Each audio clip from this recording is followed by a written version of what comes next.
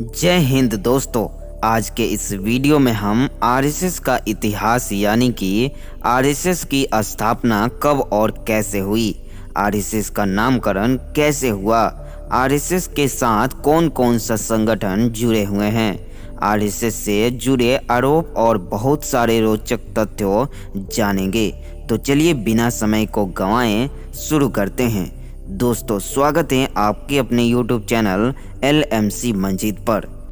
RSS जिसे आम बोलचाल की भाषा में संघ कहा जाता है, इसकी स्थापना विजयदशमी के दिन यानी कि 27 सितंबर 1925 को डॉक्टर केशवराव बलिराम हेडगेवार ने नागपुर में की थी। अब यहाँ एक रोचक बात यह थी कि 27 सितंबर को आरएसएस की स्थापना अनौपचारिक ढंग से हुई थी, क्योंकि कोई भी एक संगठन या संस्था खोलने के लिए पहले उसके नियम कानून, जिसे संविधान कहते हैं, उसके कार्यालय के साथ साथ पैसों के बारे में चर्चा होती है। लेकिन आरएसएस की स्थापना बिल्कुल ही अलग तरीके से हुई थी। डॉक्टर हेडगेवार ने अपने घर 15 से 20 चुनिंदा लोगों को बुलाया और उनसे कहा कि आज से हम एक संघ शुरू कर रहे हैं, और संघ शुरू हो गया। संघ शुरू करने का केवल एक ही मकसद था कि ब्रिटिश राज भारत में हिंदुओं को संगठित करना। शुरुआत में संघ के सदस्यों को सभासद कहा जाता था और सारे सभासदों से इतनी उम्मीद रखी जाती थी कि वे पर्याप्त मात्रा में एक्सरसाइज करें और सप्ताह में एक बार सभी सभासद इकट्ठा हो। डॉक्टर हेडगेवार को बचपन से ही ब्रिटिश राज से नफरत थी। वे उनके द्वारा लिए गए सारे कानूनों के खिलाफ थे। जब वो स्कूल पास करके कॉलेज में जा रहे थे, तब कलकत्ता में भारत को आज़ाद करवाने के लिए एक लहर उठी थी। उसी लहर को ध्यान में रखते हुए डॉक्टर हेडगेवार ने कलकत्ता में अनेक क्रांतिकारियों से मिलते और उनसे विचार विमर्श करते थे। उसी के चलते उन्होंने नागपुर महाराष्ट्र में संघ की स्थापना की। ठीक 6 महीने बाद यानी कि 17 अप्रैल 1926 के दिन डॉक्टर हेडगेवार ने अपने सहयोगियों संग एक बैठक अपने घर बुलाई।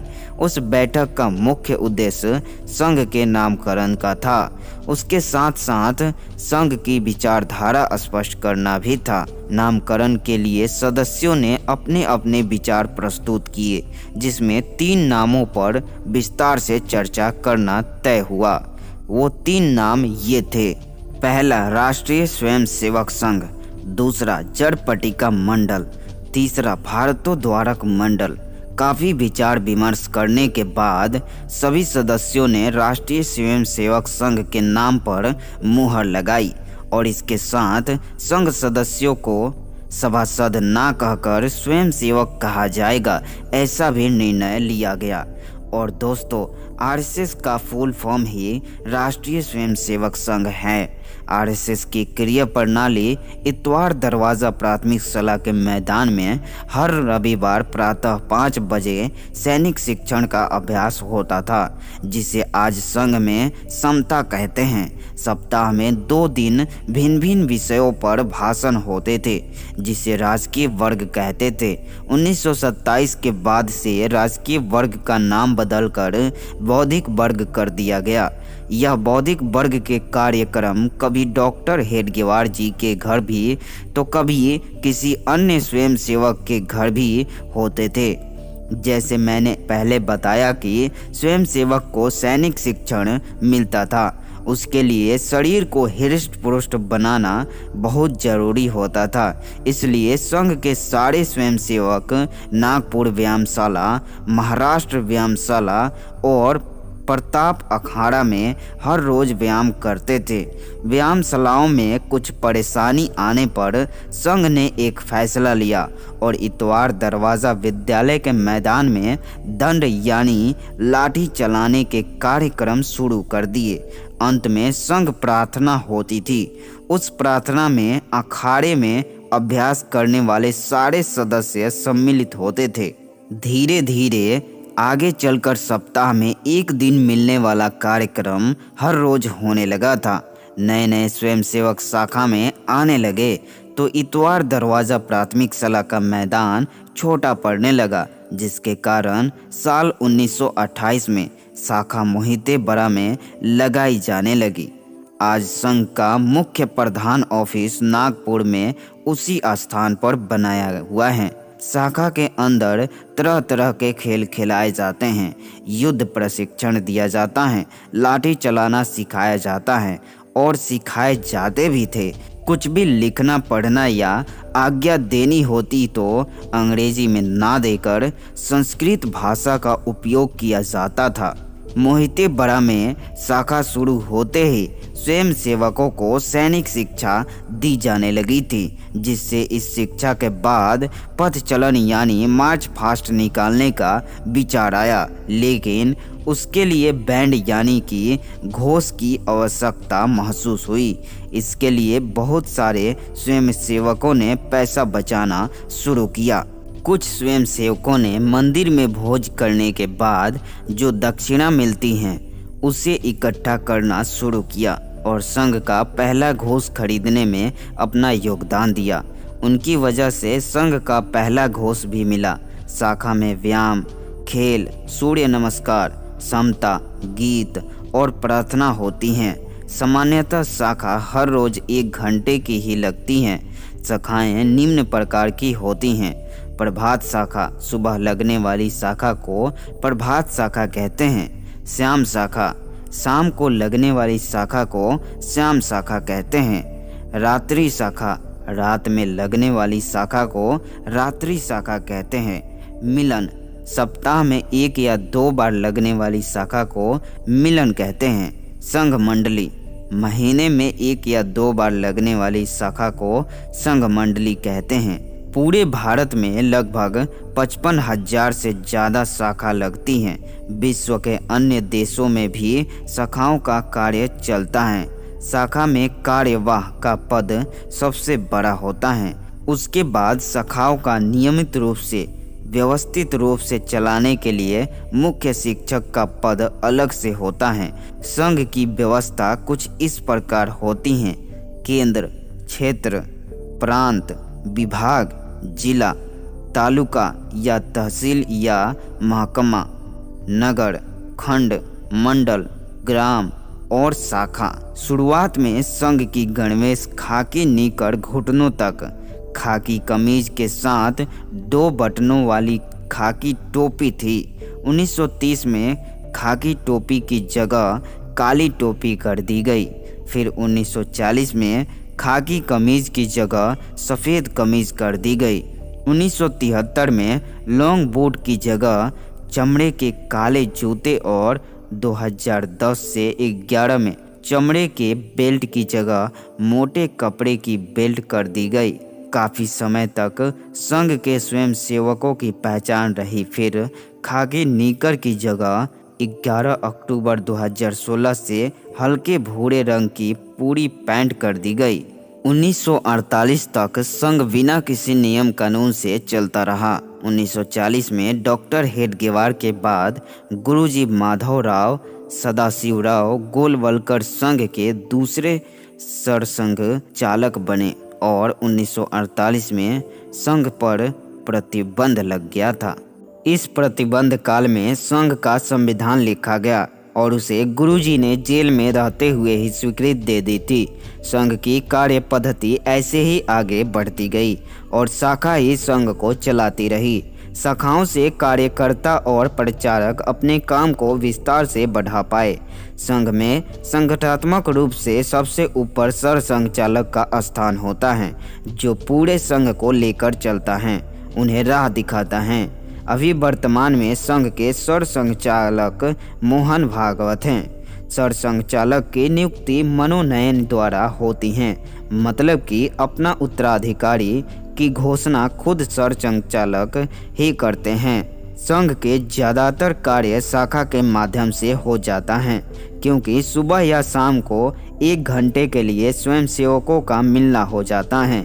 संघ के सरसंघ चालक कुछ इस प्रकार रहे हैं: डॉक्टर केशवराव बलिराम हेडगेवार 1925 से 1940 तक, माधव सदाशिवराव गोलवलकर यानी कि गुरुजी 1940 से 1973 तक, मधुकर दत्तात्रेय देवरस, बाला साहेब देवरस 1973 से 1993 तक, प्रोफेसर राजेंद्र सिंह, रज्जू भैया 1993 से 2000 तक, कृपाहली सीतारमैया सुदर्शन यानी सुदर्शन जी 2000 से 2009 तक, डॉक्टर मोहन राव मधुकरराव भागवत 2009 से वर्तमान तक।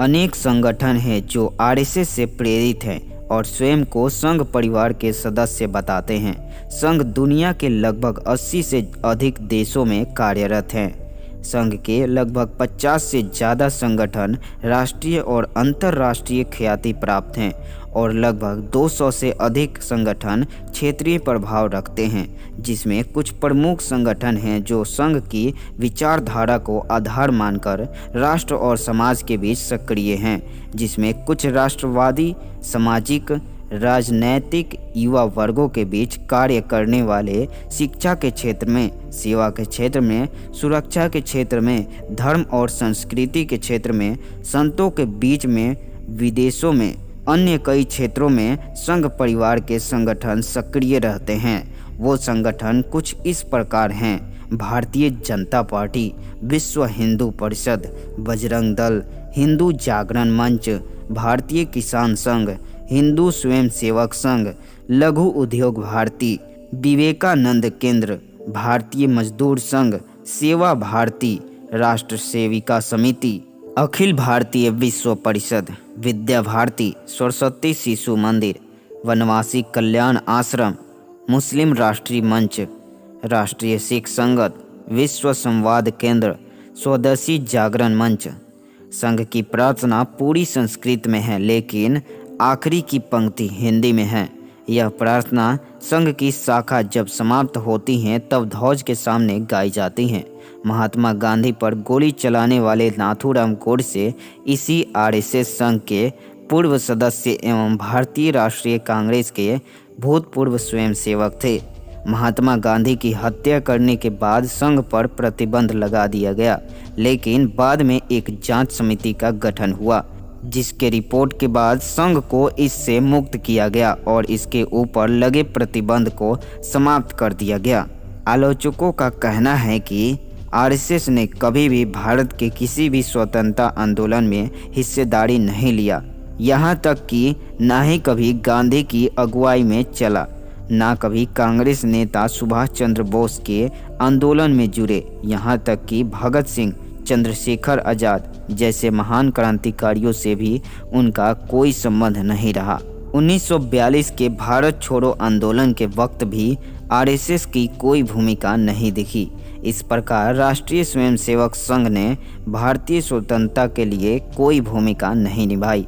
आरएसएस में जुड़ने से व्यक्ति को कोई आर्थिक रूप से फायदा नहीं होता। आरएसएस में लोग समाज सेवा और राष्ट्रीय सेवा का लाभ प्राप्त करने के लिए जुड़ते हैं। आप यदि समाज सेवा करना चाहते हैं, अपने देश के प्रति गर्वान्वित महसूस करना चाहते हैं, तो आप इस संघ से जुड़ सकते हैं, जो आपके मन से जाति भेदभाव जैसे बुरे ख्यालों को हटाता है।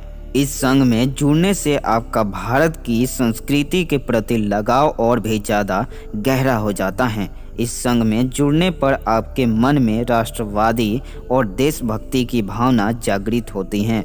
इस संघ में रहते हुए आपको सिखाया जाता है कि किस तरह से प्राकृतिक आपदाओं में लोगों की मदद की जाती है। इस संघ के अलग अलग शाखा में जाकर आप नए नए लोगों से मिल सकते हैं। यह संघ विभिन्न प्रकार के कार्यक्रम आयोजित करती हैं, जिसमें व्यायाम भी शामिल है। व्यायाम करने से आपका शरीर स्वस्थ रहता है और सकारात्मक विचार जागृत होता है। तो दोस्तों, अब चलिए जानते हैं आरएसएस से जुड़े कुछ रोचक तथ्य। आरएसएस के सरसंघचालक मोहन भागवत जी हैं, जो ब्राह्मण जाति से संबंध रखते हैं। मोहन भागवत भारत के उन थोड़े से लोगों में से हैं जिन्हें Z+ सुरक्षा दी गई है। 30 जनवरी 1948 को बिरला भवन दिल्ली में शाम 5:10 पर नाथूराम गोडसे ने गोली मारकर महात्मा गांधी की हत्या की थी। हत्या के बाद आरएसएस का नाम उछाला गया। कहा गया कि गोडसे आरएसएस का ही सदस्य हैं, जबकि गोडसे ने आरएसएस को सन 1930 में ही छोड़ दिया था। इसी समय पूरी दुनिया को पता चला कि भारत में राष्ट्रीय स्वयंसेवक संघ का कोई संगठन है। आरएसएस की पहली शाखा में सिर्फ 5 लोग शामिल हुए थे, लेकिन आज देश भर में आरएसएस की 60,000 से ज़्यादा शाखाएं हैं और एक शाखा में लगभग 100 स्वयंसेवक हैं। आज के समय में आरएसएस दुनिया का सबसे बड़ा स्वयंसेवी संस्था है। आरएसएस के प्रचारक को संघ के लिए काम करते समय तक अविवाहित रहना होता है और दूसरे होते हैं संघ के विस्तारक, जो गृहस्थ जीवन में रहकर ही संघ से किशोरों को जोड़ने का काम करते हैं। आरएसएस की शाखाओं में शाखा के अंत में एक प्रार्थना गाई जाती है, नमस्ते सदा वस्तले। यह संघ की स्थापना के 15 साल बाद गाई जाने लगी। इससे पहले एक श्लोक मराठी और एक श्लोक हिंदी में गाया जाता था। बीजेपी के बड़े नेता जैसे अटल बिहारी वाजपेयी, लाल कृष्ण आडवाणी और नरेंद्र मोदी संघ के प्रचारक रह चुके हैं। राष्ट्रीय स्वयंसेवक संघ सिर्फ भारत में ही नहीं बल्कि दुनिया के 40 देशों में है। विदेशों में संघ की पहली शाखा मोम्बासा, केन्या में लगी थी। आरएसएस देश के लिए काम करता रहा है, लेकिन इस पर आरोप भी लगते रहे हैं। आरएसएस ने 1962 में भारत चीन के युद्ध में सरकार का पूरा साथ दिया था। इसी से खुश होकर नेहरू ने 1963 की गणतंत्र दिवस परेड में आरएसएस को शामिल होने का न्योता दिया था। आरएसएस बाढ़ और प्राकृतिक आपदा आदि में भी देश विदेश के लिए काम करता रहा है। आरएसएस का अपना अलग झंडा है, भगवा रंग का। सभी शाखाओं में यही झंडा फहराया जाता है। आरएसएस किसी आदमी को नहीं बल्कि भगवा ध्वज को ही अपना गुरु मानती हैं। आरएसएस में महिलाएं नहीं हैं, क्योंकि महिलाओं के लिए राष्ट्र सेविका समिति हैं। राष्ट्रीय स्वयंसेवक संघ और राष्ट्र सेविका समिति दोनों अलग अलग है, लेकिन दोनों के विचारधारा एक हैं। कई लोगों को ये गलतफहमी हो जाती है कि सेविका समिति भी आरएसएस का ही भाग है, लेकिन ऐसा बिल्कुल भी नहीं है। आरएसएस ने साल 1965 में पाकिस्तान से युद्ध के दौरान दिल्ली में ट्रैफिक व्यवस्था सुधारने में काफ़ी मदद की थी। आरएसएस धर्म और संस्कृति के आधार पर हिंदू समाज को शक्तिशाली बनाने की बात करता है। बीजेपी की स्थापना संघ से निकले हुए स्वयंसेवकों के द्वारा ही हुआ है। 1990 से 92 में अयोध्या में गिराई गई बाबरी मस्जिद मामले में भी संघ पर ही आरोप लगाया गया था। आरएसएस के कुछ ख्याति प्राप्त स्वयंसेवक अटल बिहारी वाजपेयी, रामनाथ कोविंद, नरेंद्र मोदी, राजनाथ सिंह, अमित शाह, नितिन गडकरी, मुरली मनोहर जोशी, मनोहर पर्रिकर, देवेंद्र फडणवीस, विजय रूपाणी। तो मेरे प्यारे साथियों, ये था आरएसएस यानी राष्ट्रीय स्वयंसेवक का इतिहास। इसी के साथ मिलते हैं एक और बेहतरीन वीडियो के साथ। तब तक के लिए जय हिंद, वंदे मातरम।